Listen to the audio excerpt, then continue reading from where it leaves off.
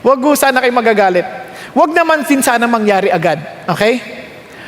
Kung sakali po na mamatay kayo, huwag naman mangyari agad. Kahit mamaya na lang. Joke lang. Kung sakali po, what is that one thing in your life na masasabi mo, if I have it, I won't have any regrets na mamatay ako. I would even be excited na parang bakit? Kasi I got that one thing. Yan. Kung ano yung one thing mo sa buhay. And alam niyo po, napaka-importante po ito kasi we have so many wants in life. Ang dami nating gusto sa buhay.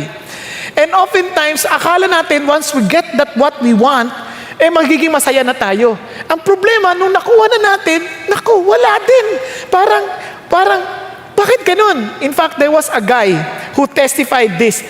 He graduated valedictorian in his class. And nakakagulat. In his speech, sabi niya, hindi ko mapakita sa inyo yung video, medyo mahaba. Sabi niya, it felt so good when I heard my name announced with this title. Talagang, wow, valedictorian. I worked hard for it. I studied well. Sabi niya ganun. And when I got it, I felt so great for 15 seconds. Only. Lungkot, no? Imagine, ang saya-saya, 15 seconds lang. Sabi niya, when I sat down, I all of a sudden felt nothing. I felt nothing. How I wish you can really hear the whole message. Pero kasi meron sa magandang message, ang ganda-ganda. And sabi niya, there is nothing wrong to achieve your goals, but not at the expense of what is necessary. Grabe, no? What is needed? Yun yung one thing. And kayo na yun, hanapin nyo na lang 16 seconds na message, yung 16 second na valedictory address. But you see, it's amazing. So many people, ang daming gusto sa buhay. Alam nyo, kung tayo po'y magiging honest, ang dami naman talaga nating gusto sa buhay. Kunyari, gusto natin siyempre maging masaya. Tama ba? Tama? Gusto natin maging masaya. Sino ditong taong gusto maging malungkot? Kung taong nasa tamang kaisipan, it is impossible for you if you are in your right mind to desire to be lonely or to be sad. Wala naman tao na aseselat. Ayokong sumaya. Pag ganun, may tama yun. O kaya naman, namatayan. Yan, pwede yan. Siyempre, namatayan. Ang hirap naman nun. Parang pipilitin mong sumaya. Di ba? Parang namang nilalagyan mo ng suka, yung sugat. Di ba? Pero in a normal situation, everybody wants to be happy. Kaya ayaw nating mamatayan, ayaw nating mawalan, kasi gusto natin maging masaya. Tama? Now, sa kagustuhan natin maging masaya, ang dami nating gusto. Akala natin, if I would be wealthy, perhaps I would be happy. Pero ang daming mayayaman, nagpapakamatay. Hindi sila masaya. Yung iba naman, pag ako naging sikat, sigurado, sasaya na ako. Ang dami rin mga sikat, artista, nagpakamatay din. Hindi rin sila naging masaya. Siguro pag ako naging makapangyarihan, naging pangulo ako, sasaya na ako. Hindi, pakinggan nyo yung mga speeches ni Pangulo. Sabi niya, ayaw ko, sakit ng ulo.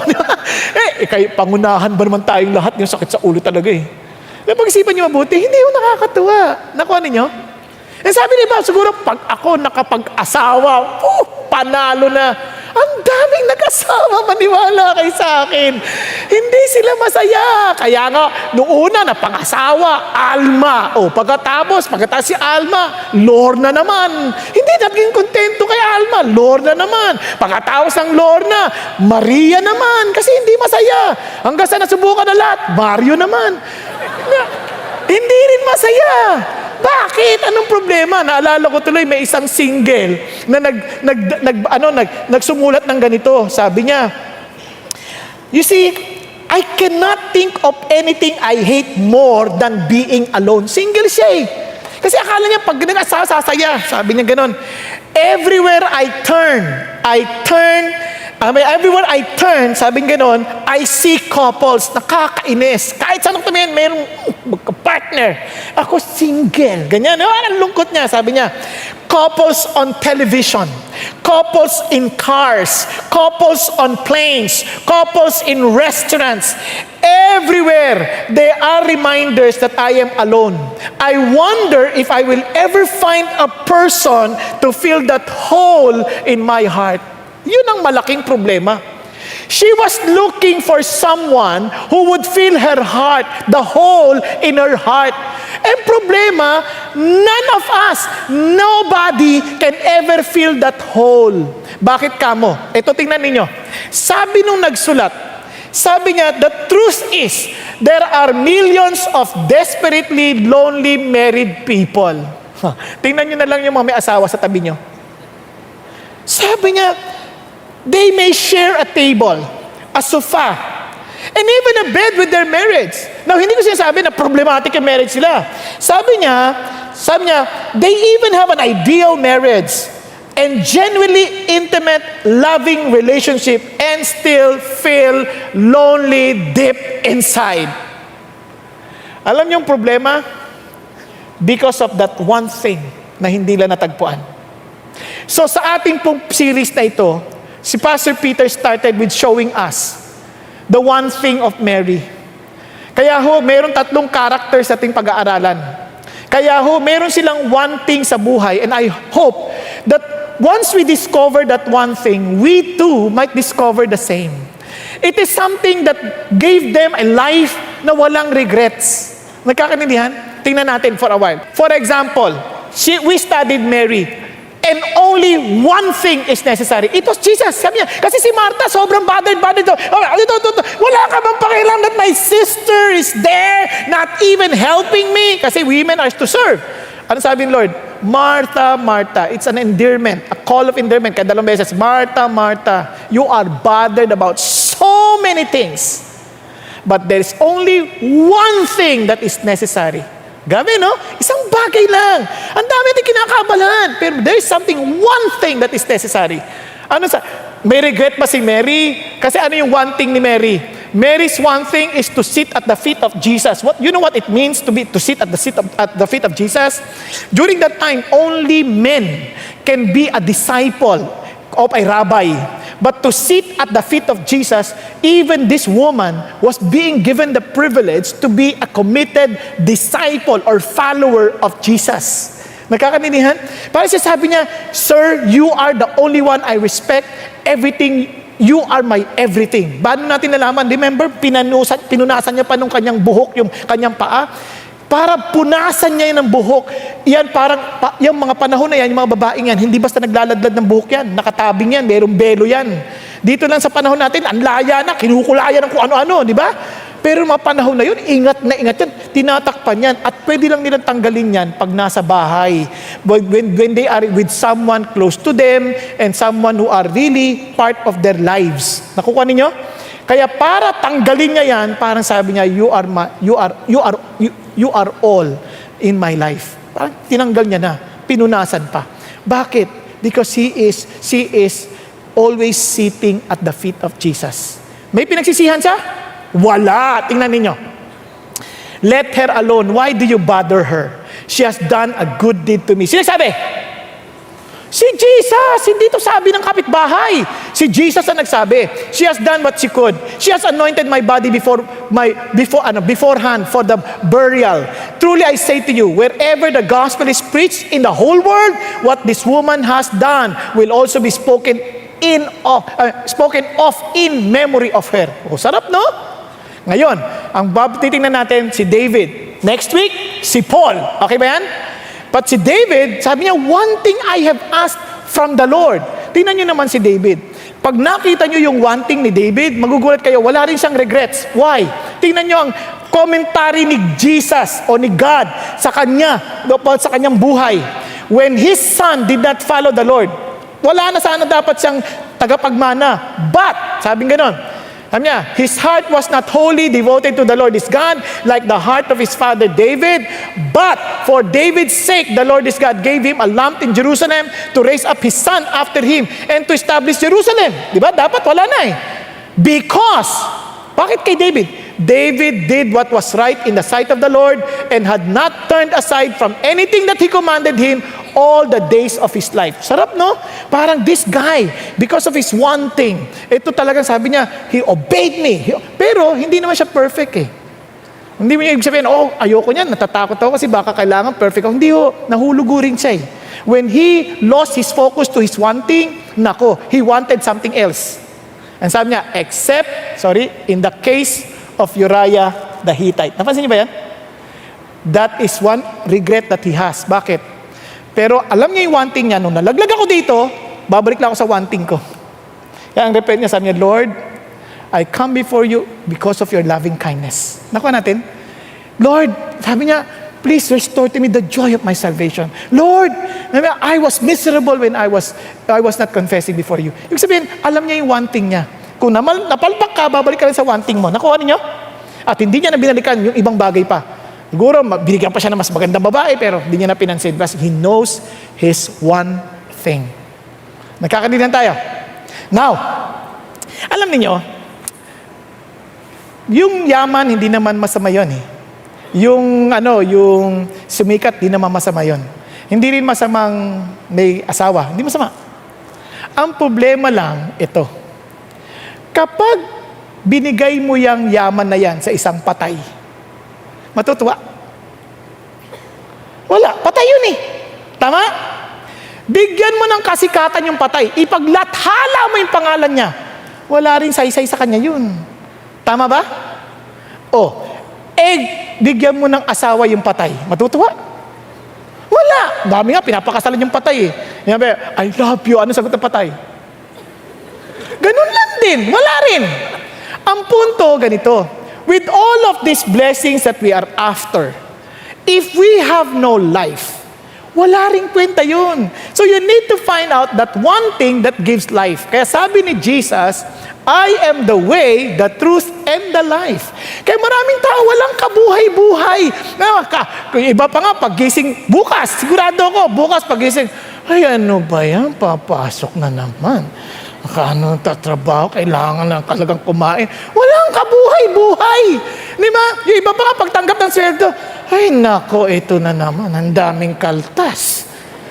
Ano ba to? Paano mapagkakasya to? Di ba? Ang dami, walang life. Akala lang nila buhay sila because they're working, pero walang kabuhay-buhay. Yung iba papasok sa eskwelahan, ay ano naman, ito na naman yung teacher ko. Ano ba yan? Diba, bakit ba ako pinanganak sa lupang to? Walang kabuhay-buhay eh. Yung iba nga sa inyo, pagpunta rito, dapat alive na kumakanta sa Diyos. Pero, walang kabuhay ba?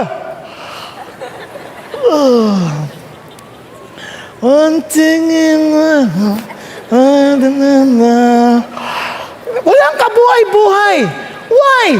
Apart from the life, you can never have it. Hindi yan trying hard. Kaya iba, hahanap ng buhay sa Coke. Coke adds life. Hindi yun. Wala yun. Sasakit sikmura mo. Tataba ka pa. At magkakadiabetes ka. Patay ka na naman. Nakuha niyo yung sabihin. Wala eh. Wala ka. Tapos, iba ang may pinagsamahan. Sasapa ka na. Wala na sa sarili. Patay ka na naman. Wala, hindi. Nakuha ninyo? So what you need is this one thing. And look at this. And sabi ng Lord, in fact, I came that they may have life and have it abundantly. Amazing. God is not just giving us life. He was just even telling us what kind of life it is. It is something abundant. Kaya sabi niya, kaya si David, he has only one thing. Anong one thing niya? To seek intimacy with God. He was not just satisfied to seek. He wanted to be intimate with God. How did we know that? Let's look at his prayer. One thing I have asked from the Lord, that I shall seek, that I may dwell in the house of the Lord all the days of my life, to behold the beauty of the Lord and to meditate in His temple. Ano sabi niya? Lord, I have just request. Sabi niya, and Lord, hindi ko lang hihingin, I will even seek for it, that I may dwell in the house of the Lord. Di ba? Alam mo, sabi niya, Lord, isa lang request ko, patirahin mo ako sa'yo. Na parang kunyari, lapit ka kunyari, binata ka, lapit ka sa isang babae, gandang-ganda ka, sabi niya, isa lang request ko, pakasalan mo ako. Di ba? Sasampalin kita. Na totoo lang. But to the Lord, yun ang kanyang request. And look at the words, just to behold the beauty.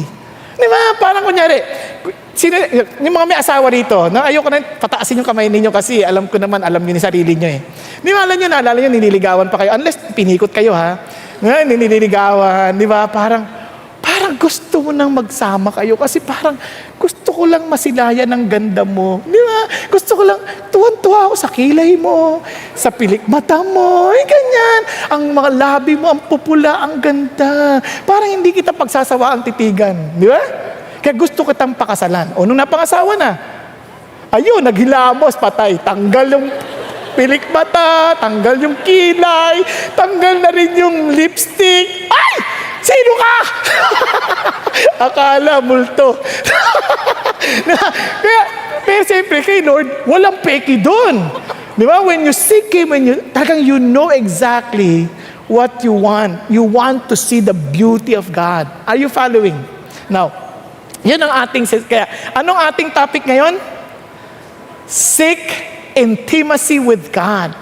Kasi alam niyo, this is amazing. This one thing is not just for you to have, but for you to enjoy. Yan. Kaya you seek intimacy with God. Nagkakaintindihan tayo. Now, so, kaya anong kailangan natin gawin? Naalala ko, one of my friends came to me one time and made a joke. Sabi niya, you know what? My wife only wants one thing. Ano? Everything. And I laugh. But I realized that he was right. You know why? Seek the one thing that will give you everything. Ask God. If you think your husband can give you everything, obviously you will be disappointed. If you think your job will give you everything, obviously you will always be frustrated.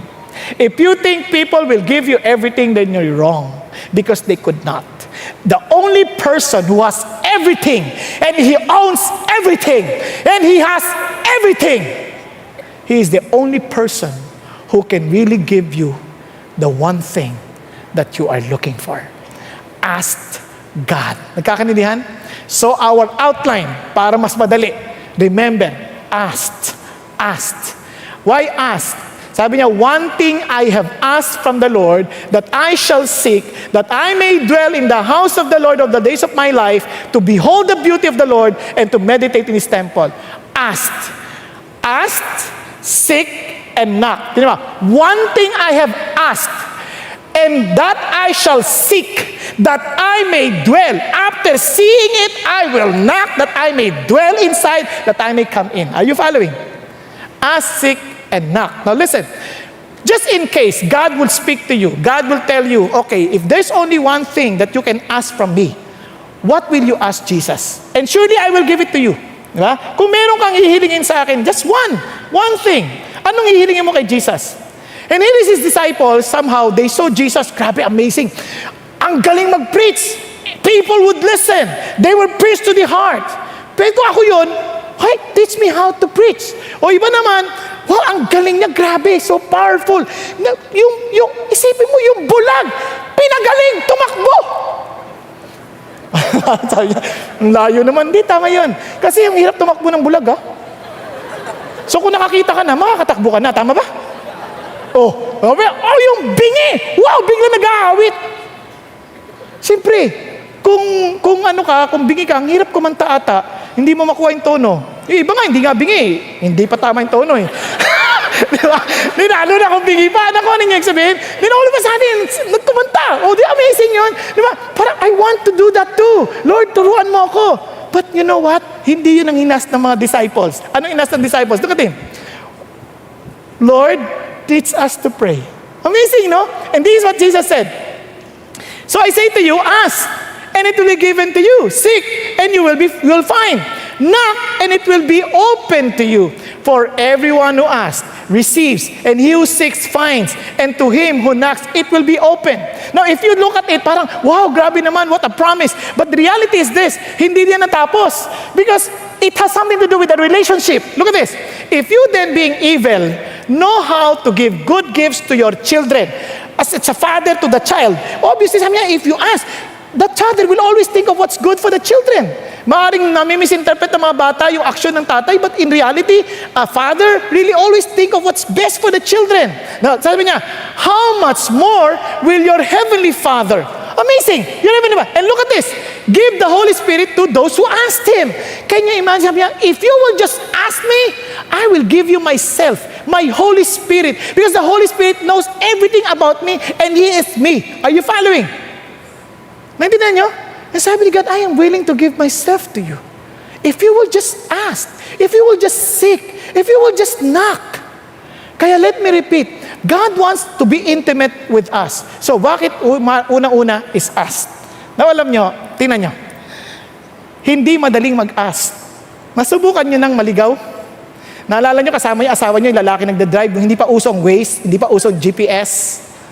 Pag nawawalaan na sabihin, magtanong na tayo. Ano sabihin ng asawa? Baka malaman nilang naliligaw tayo. Ano ka ba? Mga babae, matapang magtanong. Pero ang lalaki, naku, hindi magtatanong yan. Hindi madaling magtanong. Kasi una, nakakahiyang magtanong. Tama? Parang nakataya yung iyong kahihiyan. Hello? O, tanongin mo yung katabi mo, gising ka ba? Hindi mo basta matatanong. Nahihiya ka. Eh, paano kung tulog? Magalit? Ano ka ba? Nagpe-pray ako. O, di ba? Nakakaya magtanong. Your reputation, your shame is at stake. Tama? Hindi lang yon. Mahirap magtanong kung hindi mo kilala. Hindi mo kilala. Ang hirap magtanong, estrangero yan. Hindi yung... Pero kung kilala mo yan, close kayo dyan. Kunyari, ikaw na magtanong, ay, ayoko. Ay, hindi, ako na lang. Kilala ko yan eh. Uy, kamusta ka na? Di ba? Parang ang dali magtanong. Nakuha ninyo? Asking is so important. Kaya nga iba, ayaw din magtanong. Bakit? Mapufrustrate ka lang. Walang sagot yan. Para yan yung bata, tanong-tanong. Sabi nga nung kasama niya tatay niya eh. Bigla naglalakad, nakita ng antena oh. Tay, may tanong ako. Paano nasasagat ng antena niyan yung mga picture sa TV, yung mga napapanood natin? Paano yan nagagawa yan? Oh, wala namang kable, antena lang. Grabe ka anak, ang talino mo. Sabi niya, alam mo, ang galing ng tanong mo ha, pero pasensya ka na, hindi ko alam ang sagot. Pasensya ka na anak. Okay lang dad, lakad na naman. Kumidlat! Sabi niya, dad, yung kidlat na yan, bakit nakakasunog yan? Bakit? Anong kalakasan yan? Siglat yan? Grabe yung mga tanong mo, anak ha, ibang klase ka talaga. Pero pasensya ka na anak ha, hindi ko alam eh. Ang dami niyang tanong, walang nasagot yung tatay. Sabi nung anak, nung pauwi na sila, tay, pasensya ka na, dami kong tanong sa iyo. Sabi ng tatay, alam mo anak, huwag kang mag-alala. Tama yan. Paano ka matututo kung di ka magtatanong? Wala naman siya nasagot, Miss Kesa. Ang kapal ng mukhang tatay yun. Pero alam nyo, nung nagtuturo ako sa eskwelahan, pag tinanong ko, may tanong kayo, wala nagtatanong. Pag may exam na, doon sila nagtatanungan. Namansin niyo ba? Pag-exam na, saka nagtatanong. Kasi alam niyo ibang tao, bakit ayaw magtanong? Kasi isip nila, mapapahiya kami, magmumukha kaming bobo pag nagtanong kami. Naintindihan niyo? And in fact, some people, it's really not easy to ask because they are not welcoming. But you can ask God.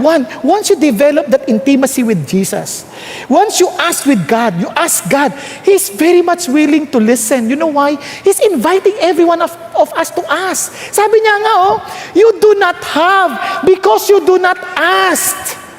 You see, the truth is, we develop intimacy because of communication. When we talk with people, when we spend time talking, doon nagde-develop yun eh, yung intimacy. Kasi tinan nyo, nung mag-boyfriend pa lang, kwentuhan ng kwentuhan. Walang katapusang kwentuhan. Di ba? You are not afraid to ask. You just keep on asking para lang magkaroon ng communication, magkaroon ng usapan. Then, nung magkay-boyfriend na, parang wow, usap ng usap. Tatawagan, isusunduin, ihahatid sa bahay. Pagdating kwentuhan ng kwentuhan ng walang katapusan. Pagkatapos magkwentuhan, anong gagawin mo? Mga alas 12 ng ating kami magpapaalam. Ang sabi ng babae, aga-aga pa. Di ba? Ayaw ka pa uwiin kasi gusto pa makipagkwentuhan. magkwentuhan. Basta tayo magkwentuhan. Mga 2:00 na, sabihin, uwi na talaga ako, mahirap na sumakay. O sige, ingat ka. Tawagan mo ako pagdating mo, ha? Hipokrita, ingat. 2:00 ng ating gabi.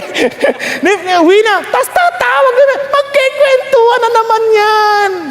Yung iba nga sa atin, dahil hindi na uso ngayon yung mga ganyang telepono na may party line, iba sa atin, text ng text, hindi niya napansin, hindi natutulog, text ng text, tumatawang mag-isa, na parang, parang baliw. Because they keep on communicating, kaya naman gustong-gusto nila magsama na. Kaya ang problema sa mag-asawa ngayon, the reason why they're no longer intimate, nako, ang mga pinag-uusapan. Sira na naman yung gripo. O yung bayad sa utang, sa kuryente. Puro problema ang pinag-uusapan. Wala nang panahon ng kwentuhan. Kaya tuloy, yung asawa ang kakwentuhan yung sekretarya. Sir, kamusta kayo? Anong pinag-uusapan nila? Problema sa opisina. Tapos lungkot na lungkot yung asawa. At itong sekretarya, kwento ng kwento. Hanggang sa sila'y magkamalapitan ng puso. Communication is so important. Kaya asking is so important. With my children, para ma-develop to be intentional to communicate with them, sometimes I had to ask, kamusta sa opisina? Kamusta pag-aaral mo? I have to ask. Bakit? Because I want to intentionally communicate with them. Are you following? Kaya nga, if you want to seek intimacy with God, you keep on asking God. Every matter about your life, you ask God. Itong amazing na God, I'm even inviting you to us. To some of us, natatakot nga tayo eh. Kaya ba ayaw naman, kasi feeling natin God will not accept us. Kaya ang gagawin natin, lapit tayo kay Pastor, Pastor, pag-pray mo ako. Bakit? Ba't hindi ka? Pastor, mas malapit ka kay God eh. Ano, mas malakas ka sa Kanya eh. Kasi God, the prayer of the righteous availeth much. Excuse me, your righteousness and my righteousness are just the same. The righteousness of Jesus Christ. Are you following? If you truly understand your relationship with Jesus, God is telling you, ask me. You don't have because you do not ask. In fact, this is what He said even to His disciples. Sabi niya, whatever you ask in my name, that I will do. Why? Because the Father may be glorified in the Son. Not only that, if you ask me anything in my name, I will do it. If you love me, you will keep my commandments. What is His command? Ask. You love me? I'm even telling you now. I'm even commanding you. Ask. If you love me, you will always ask. You want to seek intimacy with Jesus? Keep on asking Jesus. Ask for wisdom. Ask for strength. Diba? Ito lang panahon natin, even the time when we were worshiping, when we were fasting. Ay, grabe. Maniwala ka sa iyo. Maniwala ka sa hindi. God is so gracious. I need to keep on asking. Nagluto ba naman ang asawa ko on the 5th day? Nagluto ba naman ang sinigang? One of my favorites. Maniwala kasi pumunta pa ako sa kusina nung wala sila. Sinilip ko yung sinigang. At very inviting yung mga karne. Gulat ko, wow. Yung amoy. Ang sarap. Pang 5 araw ka nang di kumakain. Tapos yung amoy, grabe. Bakit kailangan mag-fast? And I asked, God, you are more important to me. I'm asking for strength. Help me. Help me. And God, all of a sudden, lumayo ka nga. Layo ka na, tas, wag ka dyan. Wag ka dyan. Dito ka. Mag-usap tayo. So we asked and we talked. And after that, I felt a loving embrace from Jesus. And I can honestly say, Lord, thank you. This is much better than sinigang. Ay, paano? Ask. Ask. And the next thing is this. If you are really serious, don't just ask. You seek. You have to seek. Kung hindi mo pa, hanapin mo na. Hanapin mo na. Kaya tabi, you seek. Kasi what you seek means this is something so important to you. Something so valuable to you. Kung halimbawa lang, sabihin ko sa inyo, in one of the seats here, there is a $100 million just for anyone who could find. Palagay ko, pagkatapos sa service, hindi kayo aalis. Mag-i-stay kayo, tatapusin yung kanta, hahanapin nyo sa bawat upuan. At siyempre, mag-uunahan pa ang bawat isa. Kung gusto mo yung $100,000. If it's valuable to you, tama? Pero kung $100,000, bariya lang sa iyo, obviously, Kayo na lang mag-ulan dyan. But if it's something so valuable to you, hahanapin ko yan. Di ba? Bahala na. Kung mahanap ng iba, hihingi ako ng balato. Kasi that's something important. Kasi sabi ni David, tingnan niya sabi ni David, one thing I have asked from the Lord, that I shall seek. He did not just stop from asking. He is willing to even seek for it. Are you following? Hahanapin ko yan. Hahanapin ko yan. Now listen, what we seek in life determines what we really worship. Alam nyo, gusto yung malaman ang talagang importante sa ating sinasamba talaga natin? Yung hahanapin natin. Whatever we seek in life, that is something that we really worship. How did I know that? Look at this. Sabi nga, the people who don't know God, they keep trying to get these things. Ano tong these things na ito? If you read the context, 31, they were just about clothing, food, drinks, shelter. In other words, everything that we're worried about. Sabi niya, and your Father in heaven knows you need them. What you need to seek is seek first God's kingdom and God's wants. Then all of your other needs will be met as well. Ano sasabi ni God? Sabi niya, if you seek me, if you seek my kingdom, if you seek what I want, obviously, if you seek to please me, then everything you need, I will give. Amazing. Alam niyo ang context niyan? Magugulat kayo. Anong context yan? No one can serve two masters. For either he will hate the one and love the other, or he will be devoted to one and despise the other. You cannot serve God and wealth. Tingnan niyo marugtong. For this reason, I say to you, do not be worried about your life as to what you will eat or what you will drink or what your body as to what you will put on. Is not life more than food and the body more than clothing? So I'm telling you, seek God. Yun ang sinasabi ng Diyos. If you are always worried about your needs here in this world, perhaps God is never been your God. Maybe you are just serving wealth. Yung mga taong laging worried, kulang ang pera, Nako, sabi ng Lord, you cannot serve God and wealth. For this reason, if you are serving me, you have nothing to worry because I'll take care of you. In other words, you're seeking for me. Your priority is me. Your desire is me. When you work, you are not working for money, you're working for me. So you give your best. And surprisingly, because you give your best, God will promote you. Because promotion does not come from the east or from the west, it comes from God. Amen? So, bakit lumalaki? Kasi you're beginning to seek God, not yourself. Yun ang idea niya, kaya you seek God first. But itong totoong isang malungkot na realidad. It's not normal for any human being to seek God. We are always seeking for something that we thought necessary. Kaya nga sabi ng Bible, there is none righteous, not even one. Why? There is none who understands. There is none who seeks for God.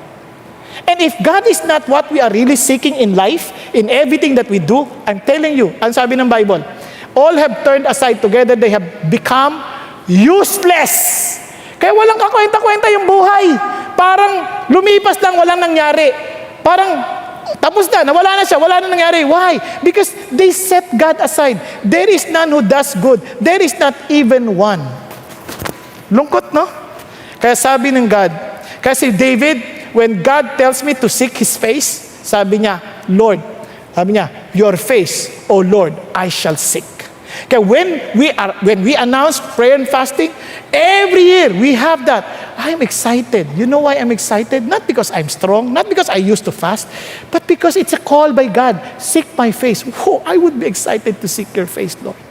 Di ba? Andyan pa ba kayo? Every time we gather together on Sunday, for example lang, when your parents will tell you, lika na, mag-worship na tayo Sunday. If you are really delighting in God and you are intimate with God, I would love to come. In fact, sasabihin pala magulang, alisa tayo. Ma, prepared na ako. Bihis na nga ako eh. Di ba? Hindi yung, bakit naman kasi mag-worship eh? Ang dami kong ginagawa dito eh. Ang dami kong nilalaro. May NBA. Di ba? Di ba alin na anak, doon mo nalaruin yan sa service. Kaya dito na naglaro. Di ba? Why? The reason why they don't have that, because this is one thing that they need not realize. This guy, David, the reason why he was that like that, he was wanting always to seek God. Alam niyo bakit? prior to 27, magugulat kayo sa Psalm 34, when he was parang in danger na, he was in danger, napapatayin siya. Alam niyo yung ginawa niya? Pag kunwari siyang baliw, sabi niya, wow, taste and see that the Lord is good. Natikman ko na, and there's nothing more satisfying than God Himself. Nakakanindihan? Kaya yung ibang tao, wala silang ganong excitement, walang delight, kasi wala naman totoong encounter sa Diyos. There is no real encounter with God. Hindi lang maintindihan, bakit ba? Ba't ikaw? Ba't gustong-gusto mo si God? Bakit ako parang wala lang? Kasi hindi mo pa talaga siya na-encounter.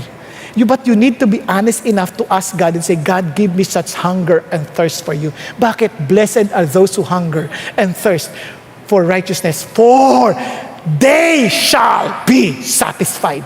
Kaya marami tayong hinahanap sa buhay and we find no satisfaction because we never got hungry of God. Nagkakanindihan? Hello? Andiyan pa tayo?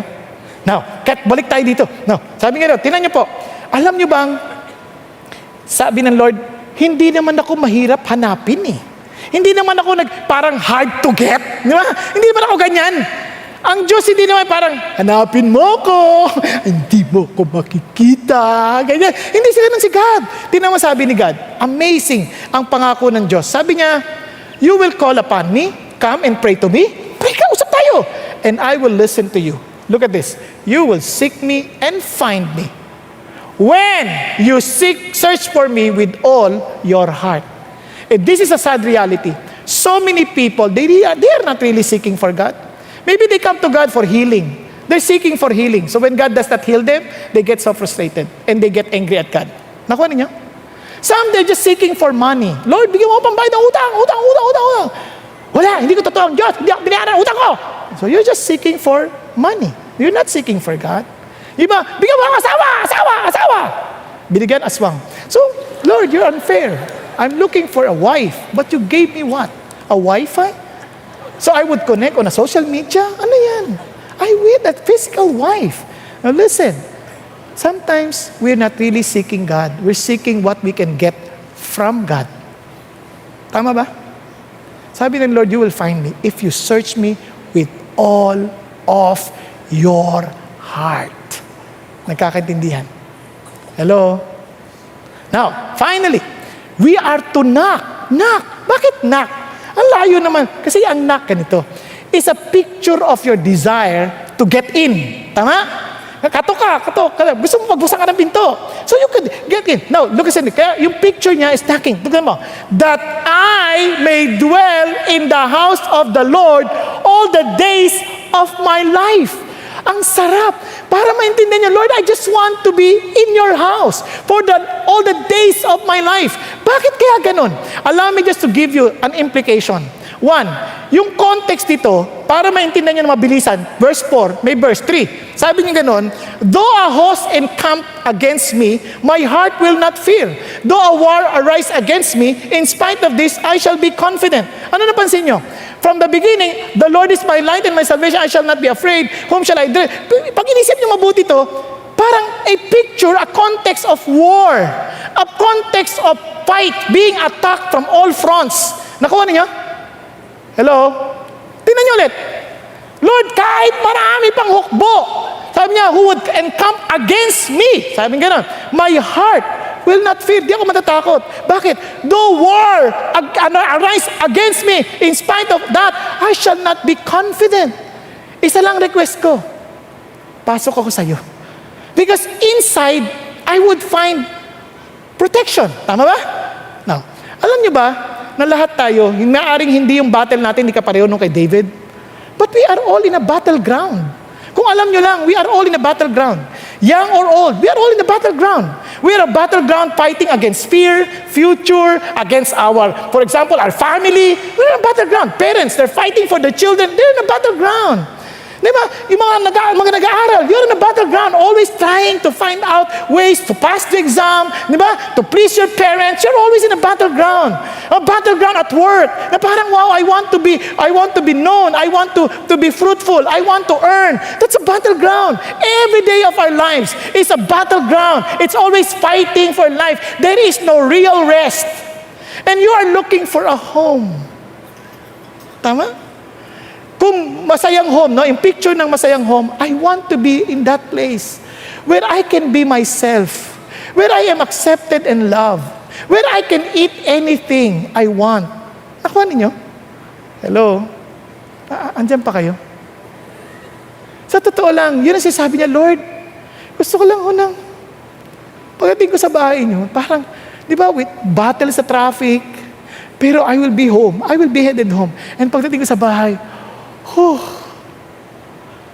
I'm at home. And sasalubuhin ka ng asawa mo, hello, sweetheart. Sasalubuhin ka ng mga anak mo, hi pa, kamusta? Tapos magkikwentuhan na kayo lahat. This is home. The most important people in my life, I'm home. Naintindihan niyo? And when he was saying, Lord, you're the most important being in my life, I just want to be home. I'm in a constant battle, left and right. I just want to find rest. I just want to be home. Hindi ko sinasabing mamatay ka na. Baka ma-misinterpret ninyo. Kasi dying does not guarantee you to be home. Baka doon ka sa prison where there will be weeping and gnashing of teeth full of regrets. Yes, I am. With all the opportunities, I missed it. I missed the one thing who would give me life, who would give me home. Nagkakaintindihan? Kaya, amazing. Sabi niya, tingnan niyo yung context. Hindi lang, ito pang amazing na part nito. Now, listen to this. Anong gagawin niya doon? Anong gagawin niya doon? Balikan natin. To behold the beauty of the Lord. Grabe, no? All the days of my life. Alam niyo ba, ang sarap nun? Alam niyo, anong gagawin niya? To behold the beauty of the Lord. Alam niyo, parang ito yung picture niyan. Parang hanap kita Manila. Di ba? Parang tagal ko naghanap dito. Hinihingi ko to, makita ka.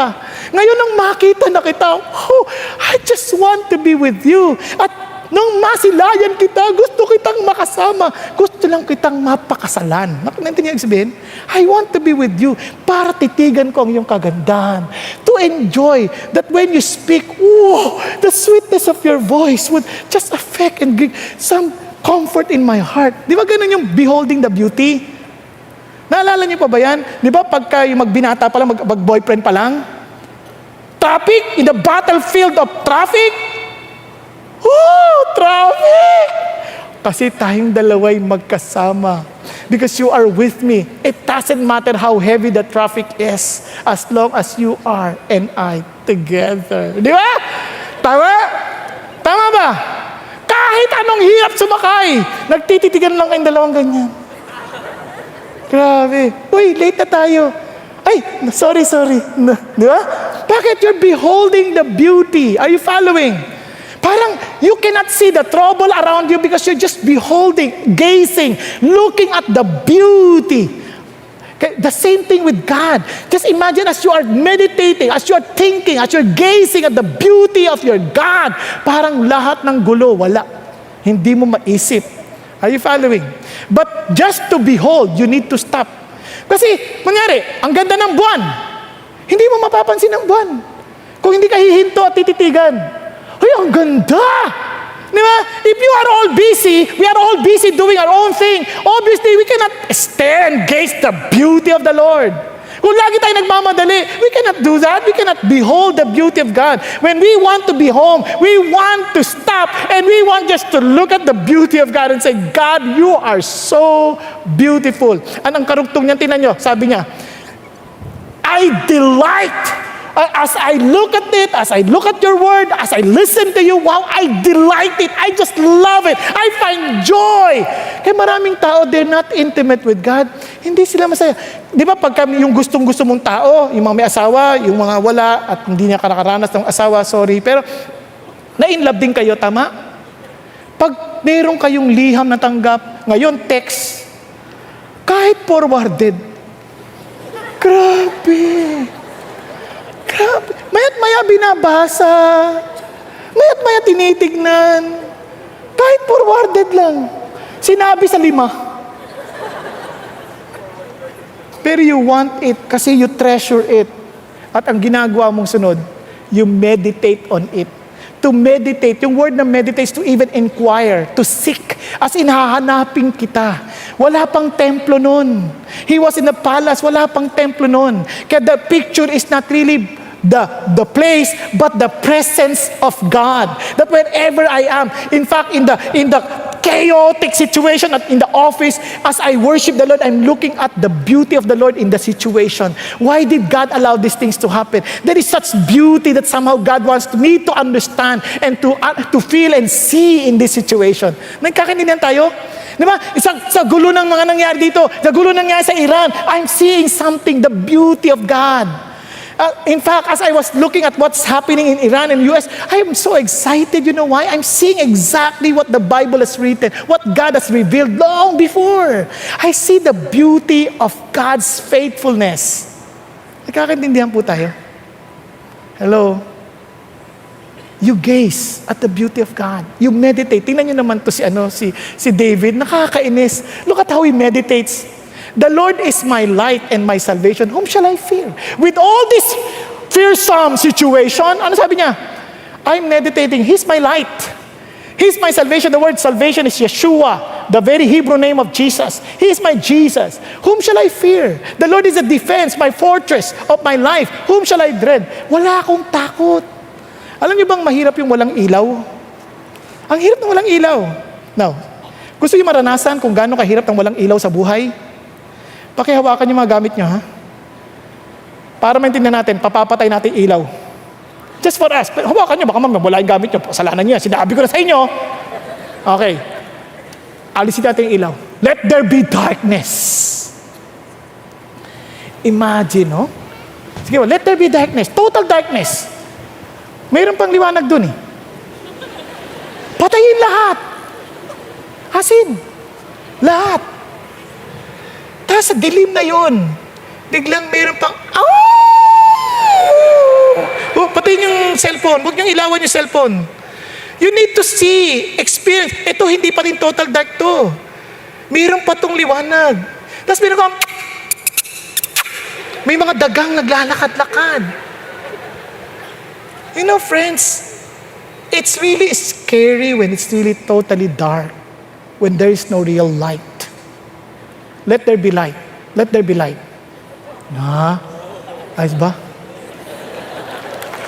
Ganon din ang ginawa ni Lord noon. When He saw everything to be dark, let there be light. And alam nyo ba, kung sino lang mga gusto ang dilim, kung sinong mga gusto ang dilim, ayaw ang liwanag, yung mga gumagawa ng masama. Mga magnanakaw, gusto ang dilim. Mga immoral, gusto ang dilim. Nagtatago sila. Ayaw silang makita. But if we are in the light, kala lang nila masaya yung nasa dilim. Saya-saya, may nagawa tayong ganito. But without knowing, you are not going anywhere. Tingnan niyo sabi ni Jesus, I am the light. I am the light of the world.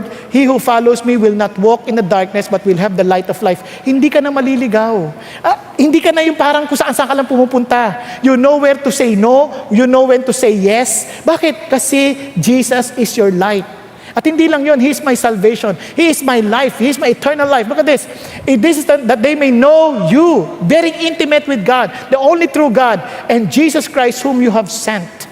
Now, amazing. And tinan niyo kanyang confidence because of my Jesus, who is my light and my salvation. Sabi niya, when my enemies, when evildoers come upon me to devour my flesh, and when they would want to destroy me, my adversaries and my enemies, they stumbled and fell. And I'm telling you, though a host encamp against me, my heart will not fear. The war raised against me. In spite of this, I shall be confident. Why? Because I know my God is with me. If God is for us, who can be against us?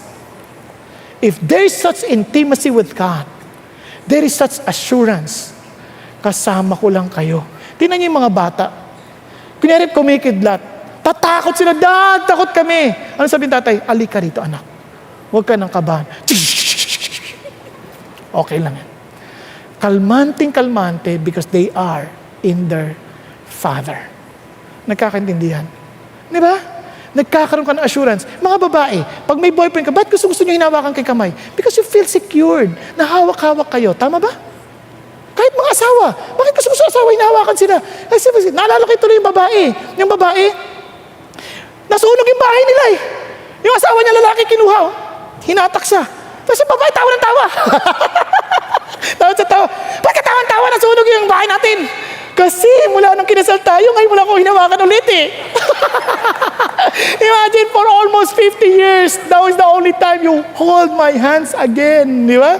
Katawa siyang tawa in the midst of fire. There's some form of joy in the intimacy. Same thing with God. Nagkakaintindihan? Kaya sabi ng Lord, tinan nyo, splendor and majesty are before Him. Strength and beauty are in His sanctuary.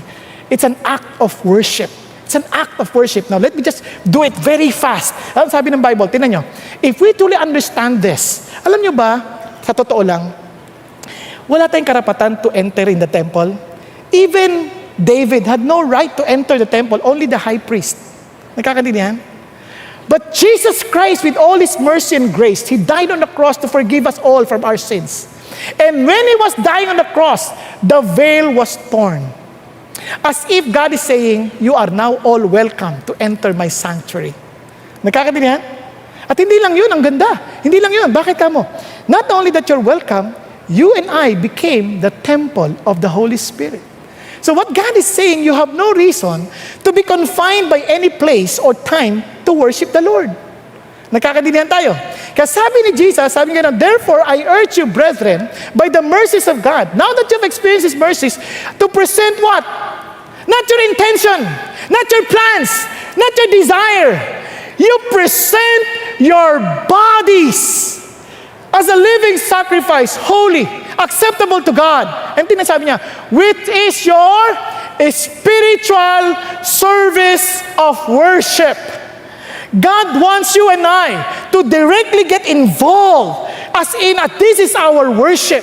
Now that I belong to the temple brings healing, the temple brings life, and God is with me, and here I am, a messenger of God, you and I, salt and light of this world. Why? Because we are called to worship. When we fellowship with our co-workers, as you are centered, desiring Jesus to be the center, and you want this Jesus to be known to them, they too would see the beauty of the Lord. Diba? If we're worshiping, nagkakaintindihan tayo? Now, tingnan niyo po, kaya naman ang challenge sa atin, listen, ito pong napaka-importanting challenge sa atin. Tingnan sabi ng Bible, even Mary, when she realized that Jesus is life, ano sabi niya? She was willing to give the Lord her best. No, hindi lang yan. Na-discuss na natin yan nung nakaraan pa. Pero ito pa. Tingnan si David. Balik tayo kay David. But King David said to Ornan, no. Kasi he was to buy a place to worship God, to build an altar. Sabi niya, I will surely buy it for the full price, for I will not take what is yours for the Lord, or offer a burnt offerings which cost me nothing. Sabi niya, hindi ako papayag. Libre na, David. No. I will not offer God anything that it will not cost me nothing. Hindi siya nagbibigay ng tira-tira. Hindi niya binibigay yung mga walang kwenta. He's giving His best. Nagkakaintindihan? Now, tingnan niyo pa. Amazing. For example lang, nung nagtatayo na siya ng temple, kasi wala pang temple ang magtatayo si Solomon. But before he dies, he had to give para for the next generation. Not with all my ability I have provided for the house of my God. The gold for the things of gold, the silver for the things of silver, the bronze, the iron, the wood, onyx stones, and inlaid stones of antimony, and stones of various colors, and all kinds of precious stones and alabasters in abundance. Amazing. And look at this. Moreover, in my delight in the house of my God, the treasure I have gold and silver I give to the house of my God. Sa sobrang saya ko, that because of the joy I have for the house of God, I am willing to give my all. Nakita niyo? Over and above all that I've already provided for the holy temple. Higit pa. Higit pa. Tingnan niyo, namely 3,000 talents of gold of the gold of Ophir, 7,000 talents of refined silver to overlay the walls of the building. Ano sabi niya? Alam niyo, si Pastor Peter gave a computation about this. Nagulat ako. When they made that study about this, the total cost of the temple is about $5 billion, which is so costly, even up to today, per square meter. Sobrang mahal. Bakit? Because God deserves the best. Tama? So, students, sino mga estudyante rito? Use your studies as worship to the Lord. You give your all. Workers, employees, you give your all. Give your, hindi yung tatamad-tayo ka, hindi, I'm doing this for God. For those honors of companies, you don't need to raise your hands, baka ma-hold up kayo.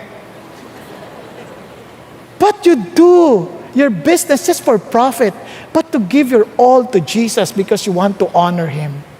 Diba? Wives, if you're cooking, cook because you give your best, because you're serving the Lord. Kaya nga, submit to your husband, ask to the Lord. Husband, love your wife, ask to the Lord. Di ba? Laging sa Lord. Kaya yun ang totoong worship wherever we are. At tingnan niyo po, the Lord is my light and my... Whom shall I fear? The Lord is the defense of me. Whom shall I dread? Can you imagine? Sabi niya, paano mangyari yan? The Lord is my light. The Lord is my salvation. Unless He is your personal light, personal salvation, you'll never seek to be intimate with God. Nagkakaintindihan tayo? You'll never seek to be intimate with God. Kasi hindi mo siya na-experience personally. Hindi borrowed faith from your parents. Your parents, they experience that, but not necessarily you, but you have to seek God, to be intimate with Him. Para sabihin mo rin, my light, my salvation. Naintindihan? Now, tingnan niyo po ito. Kaya naman, I would have despaired unless I had believed that I would see the goodness of the Lord in the land of the living. Wait for the Lord. Be strong and let your heart take courage. Yes, wait for the Lord. I am willing to wait. No matter what, I am willing to wait. Now, how are we to do this? Now that somehow God has given us a privilege to enter the temple because of the sacrifice of Jesus, especially as Gentiles, we're not welcome. We're sinners. And yet, because of Jesus Christ, because of His grace, we became welcome. Now that we have this, paano yan sa practical na pamumuhay? Paano yan sa totoong buhay? Tayo, anong gagawin natin? If we are to seek the intimacy of God, sabi nga ni Pastor Peter in last week, we are to develop a habit. Because we're we're creatures of habit, sabi niya. Tama? We need to develop a habit. Kasi yung habit na yun yung parang lagi mong ginagawa that will make you achieve your goals. Not everybody who has goals will achieve their goals. Kasi they need to have that habit. Ang hirap ata ng habit. Una kasi ganito yan. For example, ako, hypothyroid ako. I used not to eat rice. Kaya mapapansin nyo, pumapayat ako, tapos biglang lalaki na naman. Ganito kasi paglaki. Hindi ako makain ng kanin. Nakatikim ako ng kanin. Ang sarap, ha? Lalo sa adobo, grabe. Di ba? Ito problema. Sa una, timbang ka, wala yan. Walang nangyari. So, okay lang. Kain ka na naman. So, una, cheat meal. Sunod, cheat day. Naman kasi parang walang nangyari. Tapos lumaki. Ako, bawiin ko na lang yan next time. Dahan-dahan, naging habit na. Yung unti-unti mong ginagawa, sa una, parang walang nangyari, biglang ang laki mo na. Tama ba? Hello? Kaya yung inaakala natin parang maliit na bagay, wala naman yan, hindi yung totoo yun. You are the sum total of the choices you made in the past. Okay ba yan?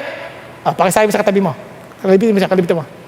You are the sum total of the choices you made in the past. Pati itsura mo. Promise. Pati itsura mo. Huwag ka mag-alaga ng mukha mo, huwag mo alagaan ng sarili mo, huwag ka maligo. One day, ang kapal ng libag mo. Diba? You're the sum total of your choices. Now, kaya naman, we need to develop the habit that David had. Anong habit ni David? Word, smart. Smart. Start your day with the Lord. Memorize God's promises. Always rest in God's love. And take other believers with you. What do I mean? I will be very, very fast. Tingnan niyo siya. In the morning, O Lord, you will hear my voice. In the morning, I will order my prayer to you and eagerly watch. Grabe, no? Every day of his life. In the morning, Lord, marinig mo ang panalangin ko. Anong habit mo every day? Iba sa atin, di marunong magising. Pagising mo lang, alarma. Ano ba yan? 5 minutes. Tapos nagmamadali na. Wala na. Make it a habit that every day the Lord will hear your voice. Hindi yung, ano ba, magsigising na kayo, hindi pa kami naghahanda, late na tayo. Hindi ganon. But to hear of praises and worship to God. Okay ba yan? Hello? Nagkakaroon niya, bakit ka mo? Worship God if you want the best. Worship opens doors to all His goodness. Kasi hindi lang yun, you worship, as in memorize the scripture. Why? Tingnan sabi na, though the wicked hide along the way to kill me, I will quietly keep my mind upon your promises. Paano niya nagawa yun? Ang daming promises, paano niya nagawa yun? Sabi niya, I bank your promises in the vault of my heart. Grabe, no? Hindi lang yun. Ito pang amazing. Natatanong ko na yung di ba? Amazing. Sabi niya, tingnan mo, when I worship, let us sing for joy to the Lord. Let us shout joyfully to the rock of our salvation. Let us come before His presence with thanksgiving. Let us shout joyfully to Him with psalms, for the Lord is great God and a great King above all gods. Lord, I will just remain in your love. No matter what's happening, I will just rejoice in you. I will just sing with you. And tingnan sabi niya, I will praise the Lord. I will give thanks to the Lord with all my heart. Ito yung karugtong. Take believers along with you in the company of the upright and in the assembly. Alam nyo, masarap yung individually, we worship the Lord. But there is something that God wants us to understand dito, that we are to worship together. Bakit? Every one of us is part of the body of Christ. We need each other. Kaya ho, kapart, tinan nyo, in the company of the upright and in the assembly. Tinan nyo si David. Si David, sabi niya, praise the Lord. Sabi niya, sing to the Lord a new song. And His praise in the congregation of the godly ones. Sing. Ito pa, pinaka-importante. Sabi ni Tim Keller, you will never know God as He is unless you are in a worshiping community. Individual worship is a preparation for the corporate worship, which is the real transforming experience. Now, para maintindihan nyo lalo ito, ganito yan. Masarap yung nag-worship tayo, individual. Pero alam nyo, malalaman nyo yan pag may katama na kay tao. Nung nando kami sa LA, nakita ko na sa inyo ito, pero kwento ko lang ulit, baka nakalimutan niya. Nung nando kami sa LA, nag-attend kami sa isang church. I didn't know the church, kasi Church of the White Sun. Pero I didn't know na marami doon mga homeless. So naka-Amerikana, pasok kami. Ano man, mamayang konti, di nag-worship na. May pumasok. Nako, grabe ang amoy. Parang 1,000 kambing. Can you imagine a person talagang, wow, he really stinks. Ang baho. Sabi sa kasama ko, pare, lipat tayo.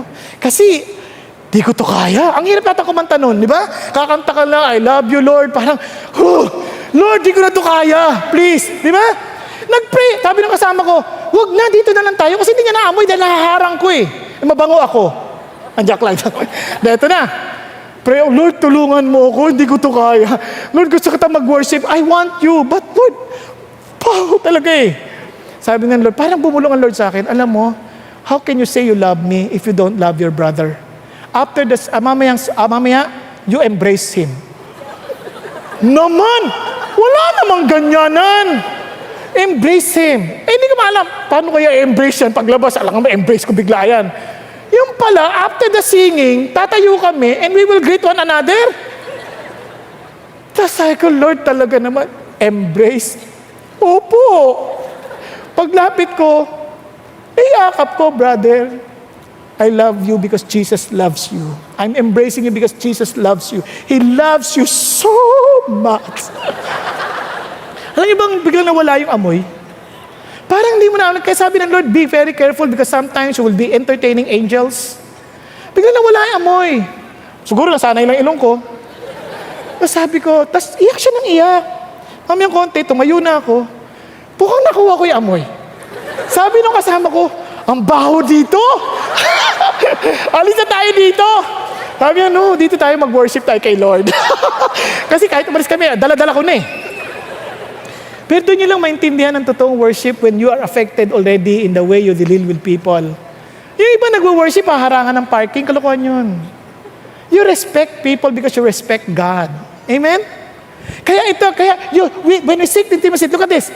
How blessed is the man who does not walk in the counsel of the wicked. You choose your friends well. Sabi ni David sa Psalm 96, sabi na 119, I am a friend and companion of those who fear you. Kaya sabi naman ng Lord, tingnan nyo, do not be deceived. Bad company corrupts good moral. This is why, it's okay to worship on a live stream. But if you are able to come with the congregation, there is something in there. You learn to worship God by seeing the person next to you. Yun lang kanina pagbati natin, it's an act of worship. Nagkakanindihan? Because you're extending yourself, leaving yourself behind just for the Lord. Lord, nakakahiyang kumamay, pero I need to forget myself and it's all about you. Are you following?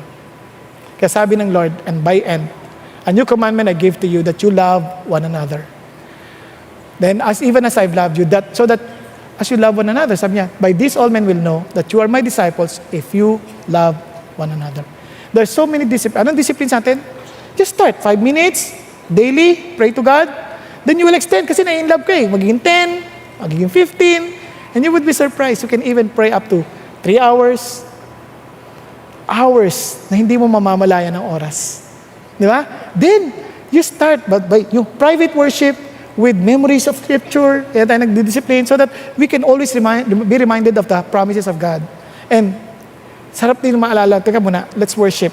Let's worship with the people of God. Kaya alam niyo po, I encourage you, don't just stay home, but come and fellowship, both in the temple and house to house. Kaya sa Bible, gulat kay mga Christians, daily, they come together in the temple and house to house. Because you can never exercise real love until you are one with the real body of Jesus Christ. So, napaka-importante. So, how are we to seek the Lord? How are we to seek Him? Listen, ask, seek, and knock.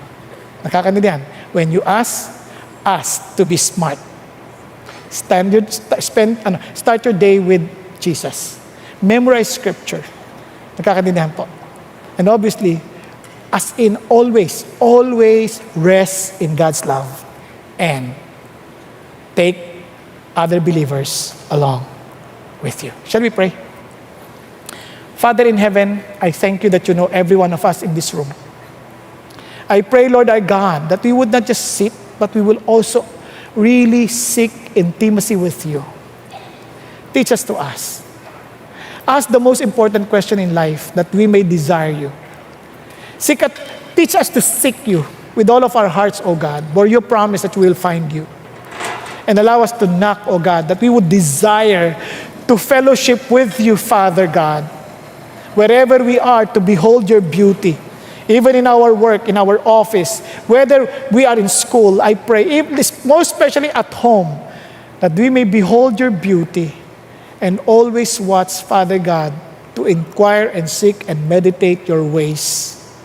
Lord, that we would just appreciate how you do things, that we would see your character, that we would see your heart.